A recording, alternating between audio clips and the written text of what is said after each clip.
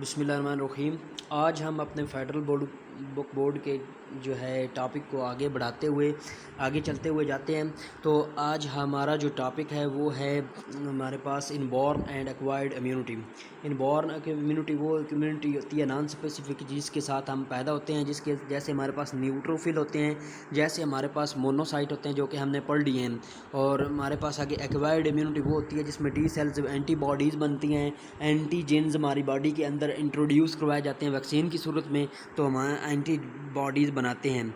तो इसमें हमारे पास सेल मीडिएटेड इम्यूनिटी भी होती है, जैसे टी सेल्स वगैरह सेल मीडिएटेड इम्यूनिटी शो करते हैं। और हमारे पास इम्यून रिस्पॉन्स या एंटीबॉडी इम्यूनिटी जैसे बी सेल्स हम शो करते हैं, जो कि हम पहले पढ़ चुके हैं। तो दोबारा ये वही चीज़ें हैं। अगर हम बात करें ये जो सेल मीडिएटेड इम्यूनिटी है और एंटीबॉडी मीडिएटेड इम्यूनिटी है, ये सिर्फ टी सेल्स में और बी सेल में ही नहीं पाई जाती। ये जो है नॉन स्पेसिफिक रिस्पांस जो हमारे पास मोनोसाइट और लम्फोसाइट नेचुरल किलर सेल्स उनके जो होते हैं उनमें भी ये पाई जाती है। जैसे हमारे पास अगर हम मोनोसाइट की बात करें जो मैक्रोफेजेस हैं, तो वो हमारे पास सेल मीडिएटेड रिस्पांस शो करते हैं। और हमारे पास जो दूसरे न्यूट्रोफिल्स हैं ये हमारे पास सेल ह्यूमोरल इम्यून रिस्पॉन्स जो करते हैं। इनेट इम्यूनिटी में हमारे पास क्या आता है, ये हमारे पास कंप्लीमेंट और न्यूट्रोफिल जो कि हमारे पास ह्यूमोरल इम्यूनिटी शो करते हैं। और सेल मीडिएटेड इम्यूनिटी जो है माइक्रोफेगेस और नेचुरल किलर सेल जो इनेट में से शो करते हैं। अगर एक्वायर्ड इम्यूनिटी की हम बात करें बी और टी लम्फोसाइट्स, तो इनमें से ह्यूमोरल इम्यून रिस्पॉन्स हम जानते हैं कि बी सेल और प्लाज्मा सेल क्लोन शो करती हैं, जबकि T cells cytotoxic T cells और नेचुरल किलर सेल जो होते हैं ये हमारे पास एक्वायर्ड इम्यूनिटी शो करते हैं हमारे पास। तो सबसे पहले हम जानते हैं कि एडवर्ड जेनर में सबसे पहले जो वैक्सीन तैयार की थी, तो कभी कभी एक बॉय का नाम आता है फिलिप बॉय, और कभी कभी ये भी उसने सल्तनत उस्मानिया में मिस सारा को भी देखा था कि जो कि मिल्क मेड थी और जिसको हमारे पास काऊ पॉक्स था और वो स्मॉल पॉक्स से महफूज थी। आगे एक्वायर्ड इम्यूनिटी जो एक्टिव इम्यूनिटी है हमारे पास, वो उसकी कई किस्म की टाइप होती हैं। एक्टिव इम्यूनिटी हो सकती है और पैसिव इम्यूनिटी हो सकती है। पैसिव इम्यूनिटी जो है हमारे पास, इसमें हम एंटीबॉडीज़ ही इंट्रोड्यूस करवाते हैं, और एक्टिव इम्यूनिटी में हम कोई एंटीजन जैसे वैक्सीन वगैरह इंट्रोड्यूस कराते हैं। आगे एक्टिव और नेचुरल पैसिव भी हो सकती हैं, नेचुरल भी हो सकती हैं और आर्टिफिशियल भी। और नेचुरल एक्टिव इम्यूनिटी क्या होती है कि जब भी हमें कोई बीमारी लगती है तो हमारी बॉडी में उसके खिलाफ एंटीबॉडीज़ बनना शुरू हो जाती हैं। तो वो जो आता है हमारे बॉडी में जिस बैक्टीरिया वगैरह, वो एंटीजन के तौर पर काम करता है। तो ये हमारे पास नेचुरल इम्यूनिटी होती है, जिससे हमारे में कोई बीमारी होती है तो हम इम्यून हो जाते हैं और लॉन्ग टर्म होती है। और पैसिव इम्यूनिटी हमारे पास शॉर्ट टर्म के लिए होती है और जल्दी रिस्पॉन्स शो करती है, जो कि हम पंजाब की टेक्स्ट बुक बोर्ड में पढ़ चुके हैं। आर्टिफिशियल एक्टिव इम्यूनिटी हमारे पास इसमें हम बाहर से वैक्सीन्स बॉडी के अंदर इंट्रोड्यूस करवाते हैं और जिससे हमारे पास एंटीबॉडीज़ बनती हैं और उससे हमारे पास बचाव होता है। और इसके बाद हमारे पास सेकंड बूस्टर वो जो है हमारे पास इंजेक्शन वो भी लगता है, जो कि हमारे पास प्रोटेक्शन को और ज़्यादा स्ट्रेंथन कर देता है और ज़्यादा कर देता है। बाकी ये सारा तकरीबन मिलता जुलता है पंजाब की टेक्स्ट बुक बोर्ड से। तो आगे हम चलते हैं पैसिव इम्यूनिटी।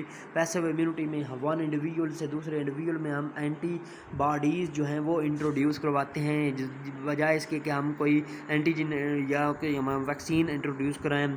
तो हमारे पास प्रोटेक्शन इन्फेक्शन के लिए देती है, फ्यू वीक्स के लिए होती है, जल्दी होती है। जैसे हमारे पास रेबीज़, हाइड्रोफोबिया, स्नेक बाइट्स वगैरह के लिए होती है। अगर हम आगे चलें नेचुरल पैसिव इम्यूनिटी, तो नेचुरली जो हमारे पास मदर से फीटस में एंटीबॉडीज़ ट्रांसफ़र हो जाती हैं, तो वो प्लेसेंटा से होती है। तो ये एक नेचुरल इम्यूनिटी की एक एग्जांपल है। और जब हम बर्थ हो जाती है बेबी की, तो कोलोस्ट्रम जो फर्स्ट जो है हमारे पास मेमोरी ग्लैंड की सेक्रीशन होती है, तो उसके नतीजे में हमारे पास ये मदर से फीटस में न्यू बॉर्न बेबी में आ जाती हैं।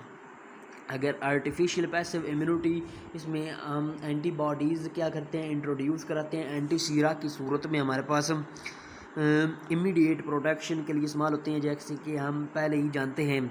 और उसमें हमारे पास कई किस्म के हम पहले ओरिजिन लेते हैं। एक मतलब एंटीबॉडीज़ जो है टेटनस और डिप्थेरिया के लिए जो माजी में पहले हम यूज़ करते थे वो कल्चर हार्ट से होती थी, और फिर उनको हम जो है उस जो हार्ट से कल्चर हुई थी अंदर से निकाल के हम दूसरे ह्यूमन में ट्रांसफ़र कर देते थे, मतलब एंटीबॉडीज़ की सूरत में, बजाय इसके कि कोई एंटीजन हम यूज़ करें। लेकिन अब हमारे पास ह्यूमन से की बनाई हुई एंटीबॉडीज़, ह्यूमन के जिस्म से मतलब तैयार करता एंटीबॉडीज़ ही हम यूज़ करते हैं। Cell mediated and antibody mediated immunity, cell mediated और एंटीबॉडी मीडिएटेड इम्यूनिटी हम पहले ही पढ़ चुके हैं। ये बार बार ये आ रहा है, तकरीबन रिपीट हो के आ रहा है। सेल मीडिएटेड इम्यूनिटी हम जानते हैं कि टी सेल की वजह से होती है, और antibody mediated immunity anti body की वजह से होती है। जो ह्यूमरल इम्यून रिस्पॉन्स होता है ये सेल मीडिएटेड रिस्पॉन्स होता है। इधर कुछ थोड़ा सा डिफरेंस हो सकता है, मतलब नेचुरल किलर सेल जो कि जल्दी बैक्टीरिया को किल कर देते हैं, मतलब सेल खुद ही किल करते हैं। इसमें क्या इंटरल्यूसेंस और टी सेल्स जो है वो उसकी एक्टिवेशन होती है इंटरल्यूसन 1 के ज़रिए से, और वो एंटीजेंस के साथ ये जो सेल है ना, ये बजाय इसके कोई एंटीबॉडीज़ बनाएं, प्लाज्मा सेल क्लोन बनाएं, तो ये खुद ही उन एंटीजन के साथ अटैच हो जाते हैं और उनकी किलिंग करते हैं। जैसे साइटोटॉक्सिक टी सेल्स होते हैं हमारे पास, टी सेल्स एक्टिवेट हो जाते हैं, तो इसके नतीजे में कई किस्म के लैम्फोकाइंस बनते हैं। तो लैम्फोकाइंस, अगर एक किस्म के लैम्फोकाइंस की अगर हम बात करें तो वो क्या करते हैं, वो फेगोसाइट्स को ले के आते हैं। मैक्रोफेजेस जो होते हैं ये जो उस जगह पे जहाँ पे एंटीजन अटैच हो गया, एंटीजन जिस जगह पे आया है site of entry, site of infection पर मैक्रोफेजेस को ले जाते हैं, और एक और जो लैम्फोकाइंस होते हैं वो इनको बाहर नहीं जाने देते, मतलब एक जगह पे ले आते हैं, दूसरे जो है इन्फेक्शन की जगह से दूर नहीं जाने देते। और कुछ और जो होते हैं जिनकी वजह से डिवीजन बहुत ज़्यादा हो जाती है, जिसके नतीजे में बहुत ज़्यादा हमारे पास टी सेल बनना शुरू हो जाते हैं। तो इनॉर्मस क्वांटिटी और वो रिकॉग्नाइज करती है एंटीजेंस को, तो उनको इन्वाइड करती है। तो ये हमारे पास हो जाती है सेल मीडिएटेड इम्यून रिस्पॉन्स, मतलब ये हेल्पर टी सेल होते हैं, ये एक्टिवेटेड हेल्पर टी लैम्फोकाइंस के ज़रिए से एक्टिवेट होते हैं। लैम्फोकाइंस अट्रैक्ट मैक्रोफेजेस, मतलब मैक्रोफेजेस को अट्रैक्ट करते हैं और उधर आने नहीं देती। D cells have bound to antigens are stimulated by lymphokines to multiply, और फिर इनकी मल्टीप्लाइकेशन होती है, और ये कई किस्म के हमारे पास ये बन जाते हैं, ये मैक्रोफेजेस हैं। तो ये हमारे पास टी सेल्स हैं, टी सेल की डिवीजन हो चुकी है, और helper T cells enhance activity of cytotoxic T cells, और ये साइटोटॉक्सिक जिन्होंने साइटोटॉक्सिक करनी होती है वो हेल्पर टी सेल भी उनकी मदद करते हैं, और बी सेल्स की एक्टिविटी को भी वो ज़्यादा करते हैं, मतलब सेल इम्यूरल इम्यून रिस्पॉन्स को भी क्या करते हैं वो ज़्यादा करते हैं। अगर टी सेल्स कुछ हमारे पास टी सेल्स मेमोरी के तौर पर भी रहती हैं कि माजी में अगर बाद फ्यूचर में कोई वो एंटीजन दोबारा आता है तो हमारी बॉडी उसको रिस्पॉन्स शो करती है। अगर साइटोटॉक्सिक टी सेल्स क्या होते हैं, रैपिडली मल्टीप्लाई करते हैं, रिकॉग्नाइज करते हैं, डिस्ट्रॉय वायरल इन्फेक्शन को, जो कि हम जानते हैं। तो ये उसको वायरल जो हमारे पास कैप्सिड वगैरह है, तो इन्फेक्टेड बॉडी सेल्स हैं, इन्फेक्टेड बॉडी सेल के ऊपर ये अटैच हो गए हैं हमारे पास ये, तो इसके अंदर हमारे पास ये वायरल हैं, तो वो सेल जो वायरल से इन्फेक्टेड हैं उसको ये अब अफेक्ट कर रहे हैं, इन्फेक्ट कर रहे हैं।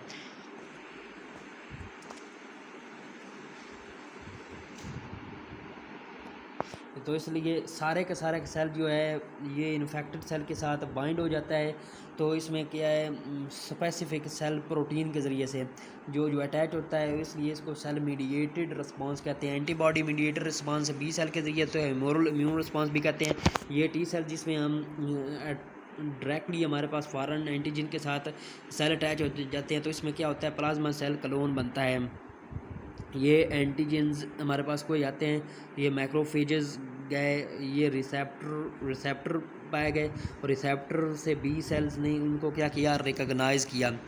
तो हेल्पर टी सेल्स से रिलीज़ होंगी लम्फोकाइनीज़, तो ये हमारे पास आगे प्लाज्मा सेल्स की तरफ आएंगी, प्लाज्मा सेल क्लोन बनेंगी, प्लाज्मा सेल क्लोन ये हमारे पास एंटीबॉडी लिबरेट कर रही हैं, और ये हमारे पास कुछ मेमोरी सेल के तौर पर भी रह जाती हैं इधर।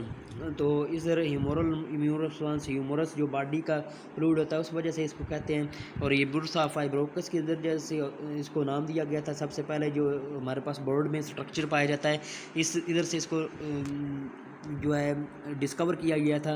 लेकिन हमारे पास ह्यूमन में जो है बोन मैरो में ये क्या होती है, मैच्योर होती हैं, और इस वजह से हमारे पास इसको बी सेल कहते हैं। बुर्सा फाइब्रोकस की वजह से भी, और बोन सेल में जो इसकी होती है मैच्योरेशंस, उसकी वजह से भी। तो बी सेल के ऊपर हमारे पास प्रोटीन के रिसेप्टर तकरीबन 1 लाख प्रोटीन के रिसेप्टर होते हैं। ये भी MCQ के रेफरेंस से इम्पोर्टेंट पॉइंट है। तो डिफरेंट बी सेल्स के ऊपर डिफरेंट प्रोटीन रिसेप्टर होते हैं, तो हर एक उसके लिए रिकग्नाइज, अब पर्टिकुलर जो है हमारे पास एंटीजन के लिए रिकग्निशन के लिए यूज़ होता है। जब हमारे पास बैक्टीरियल इन्फेक्शंस होती है हमारे पास रिसेप्टर, और उसमें से एक रिसेप्टर जो बी सेल पे होते हैं, तो वो बैक्टीरियल एंटीजन के साथ क्या करते हैं, हमारे पास वो जो बहुत ज़्यादा उसके ऊपर रिसेप्टर होते हैं, वो क्या करते हैं उस एंटीजन के साथ सबसे पहले क्या करेंगे, बाइंड करेंगे। फ्री बैक्टीरिया के साथ और बैक्टीरियल एंटीजन के साथ, दोनों के साथ ये क्या कर सकते हैं, बाइंड कर सकते हैं। तो एंटीजन्स बाइंड, और ये फिर जब बाइंड कर जाएंगे एंटीजन के साथ, तो वो हेल्पर टी सेल्स इनको डिटेक्ट करेंगे, और वो बी के सेल के साथ, बी सेल कम्प्लेक्स के साथ वो भी बाइंड करेंगे, और प्लाज्मा सेल क्लोन बनाने में हमारे पास मदद करेंगे। जब ये टी सेल्स भी उसके साथ अटैच हो जाएंगे, पहले बी सेल बी जो है थे उसके ऊपर रिसेप्टर ने उसको महसूस किया, फिर वो टी सेल से लिम्फोकाइनेज निकलेगी, लिम्फोकाइनेज आगे बी सेल की सेल डिवीजन करेगी, और 5 दिन के अंदर अंदर जो है large clone of cell produce हो जाएंगे। तो उससे हमारे पास एंटीजन फिर लिबरेट होना शुरू हो जाएंगी। ये हमारे पास क्या हो गया था, एंटीजन के ऊपर रिसेप्टर थे, बी सेल ने क्या किया, ये उसको रिसीव किया। तो रिसीव जब किया तो ये हमारे पास कम्प्लेक्स जब बन गया, जब ये कम्प्लेक्स बन गया तो हेल्पर टी सेल्स ने भी लिम्फोकाइनेज रिलीज़ करना शुरू कर दी, और ये इनकी क्या होगी, डिवीजन होगी। इधर डिवीजन से प्लाज्मा सेल क्लोन बना, और प्लाज्मा सेल क्लोन से हमारे पास एंटीबॉडीज़ प्रोड्यूस होना शुरू हो गई, और कुछ हमारे पास मेमोरी सेल भी बने, जो कि फ्यूचर में हमारे पास उन इन्फेक्शन से हमारे पास निजात देंगे। ये B cell begin producing copies of receptor proteins respond to the antigens, और ये एंटीजन्स को रिस्पॉन्ड करेंगे ये प्रोटीन्स, और इनको एंटीबॉडीज़ और इम्यूनोग्लोब्यूलिन कहते हैं। तो हमारे पास plasma B cells become plasma cell, जब प्लाज्मा सेल ये बी सेल बन जाते हैं तो ये चंद दिन के लिए, उसके बाद इनकी ज़िंदगी चंद दिन के लिए, लेकिन ये एंटीबॉडीज़ बहुत ज़्यादा जो है ना इस दौरान वो रिलीज़ कर देते हैं। एंटीबॉडीज़ जो हमारे पास डायरेक्टली बैक्टीरियम को ये डिस्ट्रॉय नहीं करती, लेकिन ये क्या करती हैं, कंप्लीमेंटेशन के ज़रिए से, मतलब दूसरे सेल्स को एक्टिवेट करती हैं, जैसे मैक्रोफेजेस वगैरह को, तो वो इनको क्या करते हैं, इनगल्फ वगैरह करते हैं। और मेमोरी सेल्स हमारे पास क्या होते हैं, मेमोरी सेल्स ये बाद में हमारी बॉडी में जब ये डिवीजन होती है तो कुछ मेमोरी सेल भी बनते हैं, टी और बी मेमोरी सेल्स। ये इन्फेक्शन के बाद हम जब भी कहीं दोबारा हमारे पास एंटीजन वो हमारी बॉडी के अंदर आता है, तो ये एंटीबॉडीज़ दोबारा ये जो होती हैं हमारे पास मेमोरी सेल्स, ये उनको रिकॉग्नाइज़ कर देते हैं, और फिर एंटीबॉडीज़ उनके ख़िलाफ़ बनाना शुरू कर देते हैं। तो ये दूसरी दफ़ा जब एंटीजन हमारी बॉडी के अंदर दाखिल होता है, तो ये ज़्यादा मोर रैपिडली, जो पहले बी सेल्स और टी सेल्स बना रहे थे एंटीबॉडीज़, उससे भी ज़्यादा रैपिडली हमारे पास बनाता है। इसलिए सेकंड जो इम्यून रिस्पॉन्स होता है वो हमारे पास बड़ा ही रैपिड होता है। तो इसी तरह जब हम सेकंड वो बूस्टर वो इंट्रोड्यूस करते हैं, तो यही वजह है कि सेकंड बूस्टर क्या होता है, इम्पोर्टेंट होता है। तो ये जो साइड इन्फॉर्मेशन लिखी हुई है, तो ये हमारे पास ट्यूमर इन्फिल्ट्रेटिंग लेम्फोसाइट की होती हैं कि जो कि मेलानोमा को डिस्ट्रॉय करती हैं, CD4 और CD1 जो है ह्यूमन्स जो है 1 ल्यूकोसाइट्स जो है ना क्लास 1 ल्यूकोसाइट उसको डिस्ट्रॉय करने के लिए इस्तेमाल होती हैं। लेकिन ये सारे मेलानोमा को डिस्ट्रॉय नहीं कर सकती। कुछ जो है हमारे पास मैलेग्नेट मेलानोमा होता है, उनको डिस्ट्रॉय करने के लिए ये TIL काफ़ी नहीं होता। तो इसके लिए हम जेनेटिकली इंजीनियरिंग यूज़ करते हैं। जेनेटिकल इंजीनियरिंग में हम थाई सेल से TIL सेल को निकालते हैं। TIL सेल के अंदर जीन्स हम इंट्रोड्यूस करवाते हैं। वो जीन्स जो हमारे पास नेक्रोटिक फैक्टर होती है, और नेक्रोटिक फैक्टर को इसके अंदर डालते हैं, और फिर जब इसके अंदर इंट्रोड्यूस करवा के दोबारा हम इन्फेक्टेड सतह पर ले के जाते हैं, तो उस उधर क्या बनना शुरू होती हैं उसके खिलाफ नेक्रोटिक बॉडीज़, वो फिर उसको नेक्रोसिस करवाने में मदद करता है। और मैलेग्नेट मेलानोमा के ख़िलाफ़ भी हमारे पास वो होता है। ये मैलेग्नेट टिश्यूज़ हैं, और ये हमारे पास ये कैंसर जो है ना, ये स्पॉट बने हुए हैं सारे। तो ये हमारे पास जो है ट्यूमर नेक्रोटिक फैक्टर इंट्रोड्यूस करवाया जाता है इसमें, तो TIL में। तो उधर उसके बाद तो फिर वो फैक्ट्री बन जाता है जो कि ट्यूमर किलम प्रोटीन बनाना शुरू कर देती हैं, जो कि हमारी बॉडी के अंदर ही होता है। तो ये इस सारे का प्रोसेस है। आगे हमारे पास एंटीबॉडीज़ का मालिक्यूल की अगर हम बात करते हैं, वाई शेप्ड होता है। तो C region, constant region, heavy chain, light chain, V region, C region, ये सारा कुछ हम पढ़ चुके हैं। मतलब C रीजन हैंडल के तौर पर हमारे पास काम करता है सेल बॉडी सेल सरफेस पर अटैच होने के लिए, सेल की सरफेस पर। और ये हमारे पास ये, और वो अगर चाबी की अगर हम बात लें, तो ये जो चाबी का हिस्सा होता है, ये अगर हमारे पास चाबी है, तो ये हैंडल, चाबी के हैंडल के तौर पर ये जो है पीछे कांस्टेंट रीजन काम करता है। और जबकि ये हमारे पास है, ये जो इसके होते हैं हमारे पास फरोज़, तो ये हमारे पास वेरिएबल रीजन होते हैं, जहाँ पे हमारे पास आके एंटीजन ने अटैच होना होता है। और ये वाई शेप्ड होती है, हर एक जो है 2 एंटीजन इधर और इधर जो है अटैच कर सकता है। तो 4 हमारे पास ये चेंज होती हैं, 2 हैवी और 2 लाइट चेंज। ये सारे का सारा स्ट्रक्चर हम पहले पढ़ चुके हैं। अगर इनकी स्ट्रक्चर की बात करें, तो ये anti binding site, heavy chain, light chain, disulphide bridges, complement binding site ये होती हैं। ये कंप्लीमेंट बाइंडिंग साइट भी होती हैं ATP पे, इस पे एंटीबॉडी पे binding site, variable regions, constant regions, ये सारे का सारा जो कि हम पढ़ चुके हैं। साइट ऑफ बाइंडिंग टू ये मैक्रोफेजेस, ये साइट होती है बाइंडिंग की, जो मैक्रोफेजेस के और सेल पर होता है। ये IgG जो है हमारे पास एंटीबॉडी है, उसकी ये स्ट्रक्चर दिखाया गया है। मोनोक्लोनल एंटीबॉडीज़ क्या होती हैं, ये मिल्स्टन और कोलर ने सबसे पहले इनको प्रोड्यूस किया था 1970 में। इसमें क्या होता है, सिंगल बीटा सेल्स उसको क्या किया जाता है, क्लोन किया जाता है, और क्लोन कैंसर सेल के साथ भी मिक्स करवा के तो हमारे पास से क्या बनता है, हमारे पास हाइब्रिडोमा सेल्स बनता है। तो ये आगे फिर मल्टीप्लाई करना शुरू कर देता है, जिससे हमारे पास लार्ज क्वांटिटीज़ ऑफ एंटीबॉडीज़ बनती हैं। इस तरह सिंगल क्लोन से हमारे पास कई किस्म की एंटीबॉडीज़ बनती हैं। इनको हम मोनोक्लोनल एंटीबॉडीज़ कहते हैं।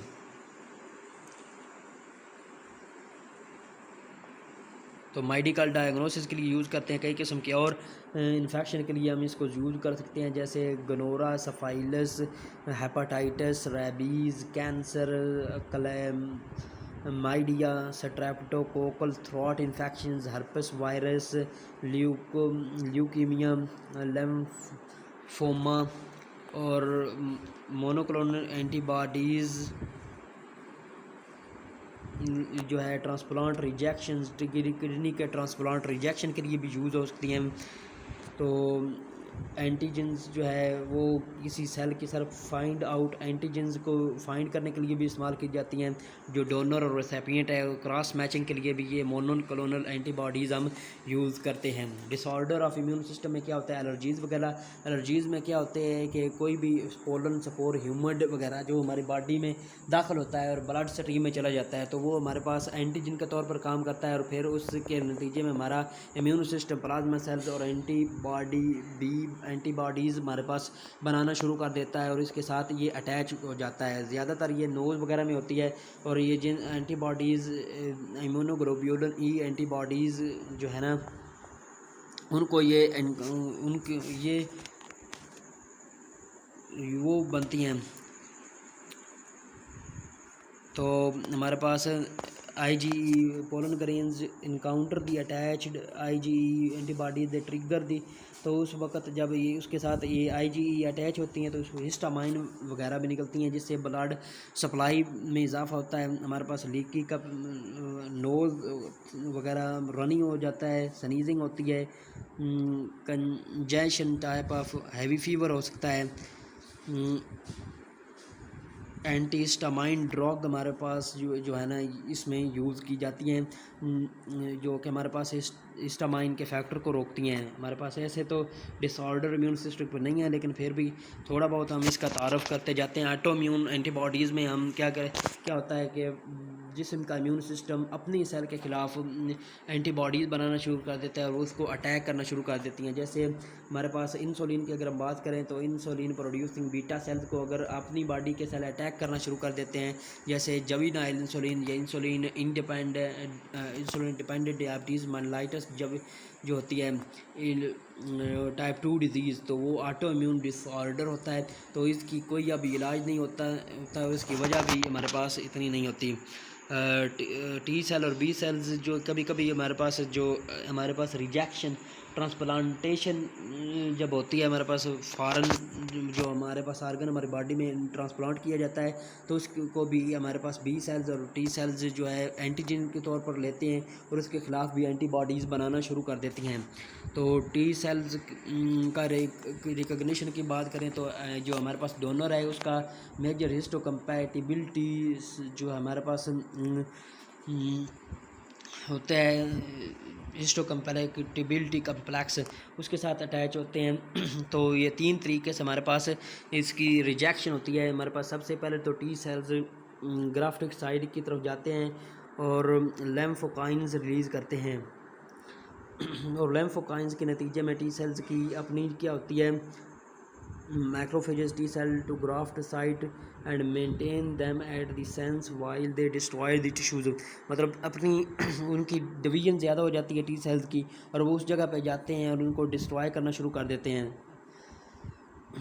फर्स्ट में क्या होता है, एंटीजन स्पेसिफिक जो TH सेल्स होते हैं, तो वो activation and proliferation of T cells करते हैं। वही बात कि टी सेल की प्रोलिफरेशन होती है, उस जगह पे जाते हैं। और तीसरी बात हमारे पास थर्ड मैकेनिज़्म में क्या होता है, TH सेल्स टी हेल्पर लम्फोसाइट जो होते हैं वो बीटा सेल को भी इजाफा करते हैं। जैसे हमें इंट्रोल्यूसन पढ़ा था कि जो हमारे पास बीटा सेल क्लोन बनते हैं तो वो हमारे पास टी सेल ही रिलीज़ करवा लाता है इंट्रोल्यूसन। इस तरह वो बी सेल्स क्लोन भी बनाने में मदद करता है। तो उसके नतीजे में बहुत ज़्यादा एंटीबॉडीज़ बनना शुरू होती हैं। तो वो जो टिश्यूज़ मेजर हिस्टोकम्पैटिबिलिटी कम्प्लेक्स जो हमारे पास उसका होता है डोनर का, उसके ख़िलाफ़ तो उधर जाती हैं। तो उसमें एक कंप्लीमेंट्री मीडिएटेड ग्राफ्टेड डैमेज होता है या फिर एंटीबॉडी मीडिएटेड सेलुलर साइटोटॉक्सिसिटी होता है।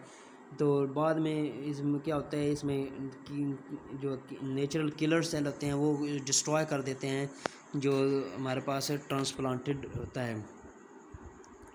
तो इसमें हमारे पास ये रनी नोज़ वगैरह ये एंटी हिस्टामिन्स जो हमारे पास रिएक्शन होता है हमारे पास इन्फ्लेमेशन का, इन्फेक्शन का, तो उसके लिए हम एंटी हिस्टामिन ड्रग यूज़ करते हैं क्योंकि उसके रिसेप्टर को वो क्या करता है, बंद करता है। इसलिए अगर हम फंक्शन ऑफ बीटा सेल की अगर बात करते हैं तो ये एंटीबॉडी मीडिएटेड इम्यूनिटी, तो T cell cell mediated immunity show करता है। ये होस्ट डिफेंस अगेंस्ट इन्फेक्शंस में जैसे opsonize bacteria, neutralize toxin and viruses. और ये होस्ट डिफेंस मैकेनिज्म इसका क्या होता है, specially M tuberculosis, mycobacterium tuberculosis के खिलाफ, वायरसेस के खिलाफ और फंजाई के खिलाफ होता है। एलर्जी जैसे हे फीवर वगैरह, और इसमें allergy poison oak, grafted and tumour rejection करवाता है। ऑटो इम्यूनिटी बी सेल का रिस्पांस और regulation of antibody response and help suppression, antibody के रिस्पांस और सुप्रेशन रिस्पांस में मदद करता है। CD4 और CD8 जो हमारे पास हमने पढ़े थे।